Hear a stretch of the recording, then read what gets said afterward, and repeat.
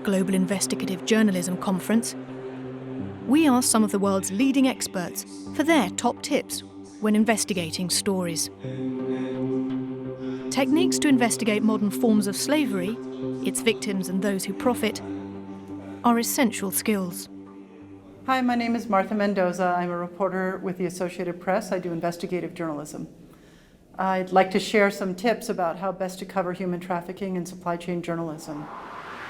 My first tip, and the most important thing I want anyone to know who's covering human trafficking, is that the victims of human trafficking have been greatly traumatized, and you have to be very sensitive in how you interview them and how you portray them in your reporting.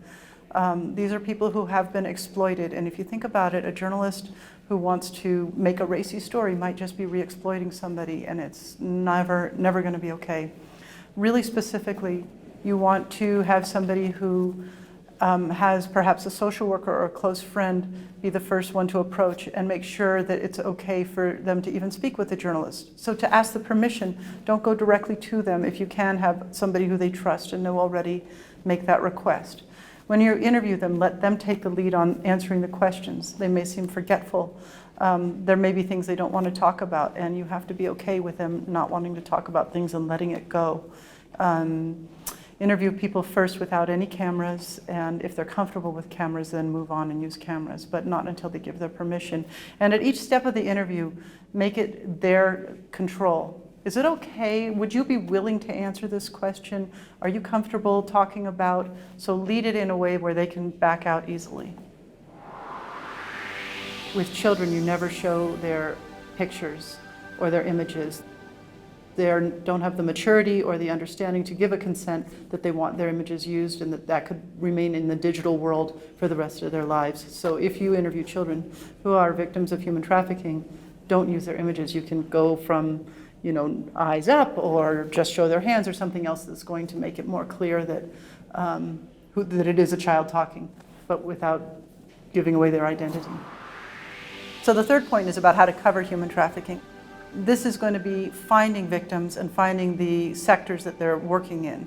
The way to go about this initially is probably work with relief organizations and shelters whose number one priority is to protect these people and help rehabilitate them. Get to know a number of shelters and relief groups and ask them if you can be introduced. And this is how you can learn about who's being victimized. Fourth, victims of human trafficking work for somebody. Somebody is making money off of their labor. And so when you're telling these stories, follow the money, find the receipts, find the bills of lading, follow it until you can hold somebody accountable for profiting off the labor, and follow it even further so that people who don't know that items they're purchasing perhaps came from a victim of human trafficking. And that's a way to have these stories make a much bigger impact. Fifth, I don't ever want someone to be surprised by something they read in a paper or see on television that I've reported about themselves.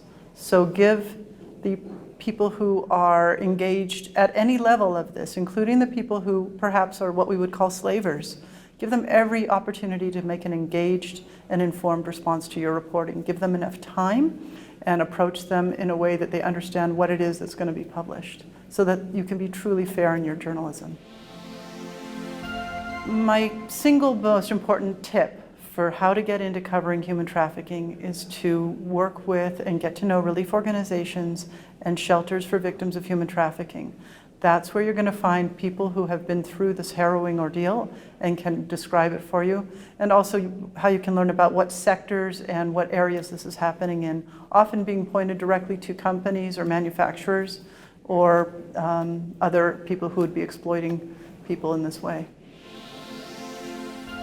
I have learned a lot about how to cover human trafficking, and these 5 tips that I've come up with come from a particular project that it took more than a year to work on. For about 18 months working with colleagues, we covered a story that began with men who were enslaved on an island in Indonesia. They were literally being held in cages. These were fishermen who had been forced to live on boats at sea for between 1 to 22 years. Not being paid, not seeing their families, in many cases being beaten. And what we did was we identified them, we interviewed them on this island, and then we followed their fish into port and through the supply chains all the way back to American restaurants and dining tables. The story took a very long time and a lot of effort to report, but in the end, 2,000 men are freed because of the work.